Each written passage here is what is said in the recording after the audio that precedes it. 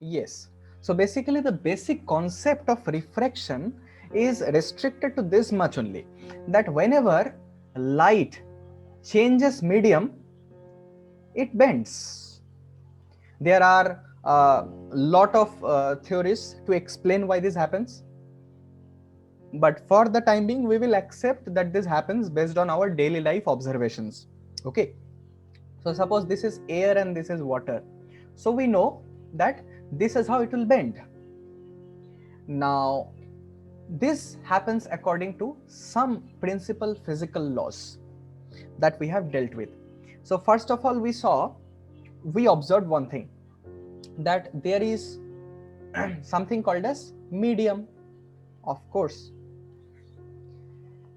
Now for any such medium from where light can pass through, there is a specific speed of light associated to it. Is that clear? Now how do we measure that? We measure that by a quantity known as the refractive index. Somewhere it is mentioned by mu, somewhere it is mentioned by n, but both means the same. Once you take on one symbol to represent it, please stick on to that symbol. So that is called as mu, the refractive index. So basically what is the refractive index? Refractive index, first of all, is the property of a medium. It is the property of medium, and with that, refractive index is nothing but a comparison of what is the speed of light in that medium. Now how do you give that? We give that with respect to a standard velocity, or the velocity of light in vacuum, or you can say the speed of light in vacuum with respect to the speed of light in the medium. If the medium is named as 1, then the velocity will be 1. So I mean, this is how you represent the property known as refractive index. What is refractive index? It's nothing but the change, or the measure of the change in the velocity of light when light enters one medium. So refractive index is entirely the property of a medium. I want you to be very clear on this. Is this all right? Now based on this medium, now we see that when a medium is optically rare means the speed of light is more. When from a medium which is optically rare, light moves to a medium which is optically denser. Now suppose this is mu1 and suppose this is mu2. Mu2 is optically denser, that means mu2 is more than mu1. Suppose this is the case. So what happens? Light bends towards the normal. So if light is coming like this, the phenomena goes like this. But suppose the light is coming like this when it is moving from water to air, then you can say it goes away from the normal. So these are two different cases, and these are easily verifiable by experiments. Now the point was very simple, that suppose there is an angle, suppose this makes an angle of 60 degrees. Now it does not happen that on Monday this angle was 30 degree, on Tuesday this angle was 45 degree, on Wednesday this was 15 degree. This never happens, right? In any day, at any instant of time, you will always measure the same angle here, provided that you keep the two mediums exactly the same. You perform the experiment under the same conditions. So if this is the case, there must be some law that governs the angle of incidence.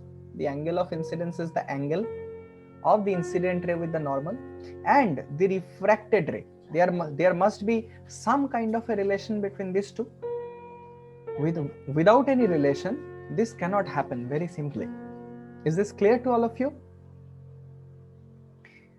Now, this relationship was not found until the 17th century, when a scientist known as Snell derived his famous Snell's law that we use throughout the optics, and we shall continue using it. It simply says that the product of the refractive index and the sine of the angle made with respect to normal of a ray in any medium is constant. That means for two mediums you have mu1 sine theta 1 is equal to mu2 sine theta 2. For three mediums you have this is equal to mu3 sine theta 3. Now people may make it complicated with the concept of relative refractive indexes or such, but we shall not go like this. We shall go very simply here. Now suppose this is air and this is water. I have assumed the refractive index to be mu1 and mu2. So the Snell's law for here comes out to be mu1 sine I is equal to mu2 sine R. So there are 4 parameters, as you can see, mu1, I, mu2 and R. Any 3 of them will be given and you need to find out the 4th parameter. One approximation that we use here basically is, see, air is relatively very less dense. So we assume this that the velocity of light in air is approximately equal to the velocity of light in vacuum. So that turns out to be 1. So this you may keep in mind, unless stated, you always assume the refractive index of air to be 1. That means assume that the speed of light in air is exactly the same as as the speed of light in vacuum. Is this clear to you up to this, everybody? Okay. Now these I have discussed in the previous class already. Again, I just gave a glimpse of this. Snigdha, is this clear? Shagnik? So you must ask this, okay? You must ask this. You should not be mute until I ask you personally. You must ask me if you don't understand something. Make it a habit. So refractive index is nothing but a measure of what is the speed of light, or how slow the speed of light becomes when it enters into another medium.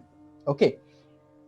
So suppose if I say the refractive index of a medium is 2, that means the speed of light is 1.5 into 10 to the power 8 meter per second in that medium. That means half of the speed of light in vacuum. Are you getting my point?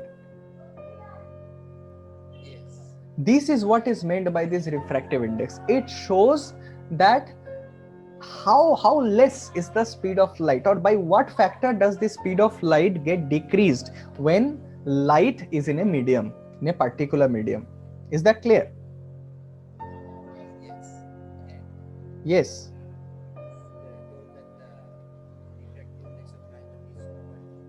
Yes. Let's check it. The refractive index of diamond is 2.42. It is said that diamond is the most reflective material available on the planet. And you may have seen in the table of NCERT that there is no other element that has refractive index more than diamond, at least in the naturally available ones. Yes? Yes. What does it mean? That means the speed of light is almost 2.5 times less in diamond than in vacuum.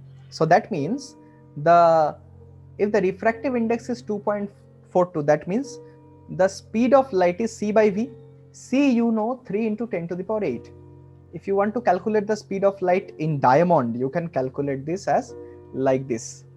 Now this, if we turn out to a calculator and we try to calculate it, 2.42, you get 1.24 approximately, 1.24 into 10 raised to the power 8 meter per second only. See how much the speed of light has carved down in diamond. Are you getting this? This is what refractive index means. Is this clear? The refractive index, now take a problem. You must clear your doubts from the absolute fundamentals. Is this clear? You must interrupt the class. This is to everybody. Okay.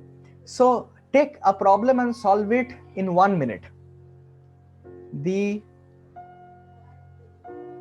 refractive index of benzene is 1.5.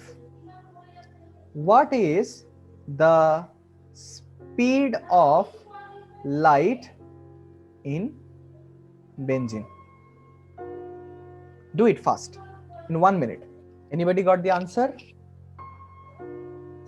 Who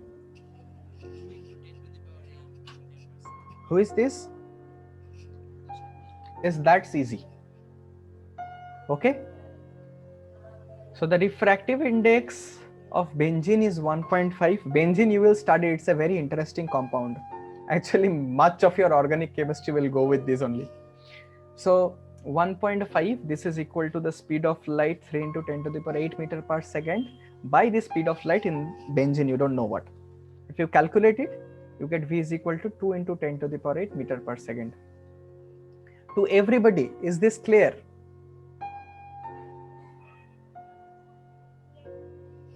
Okay, if anybody is having doubt, they can bring it up.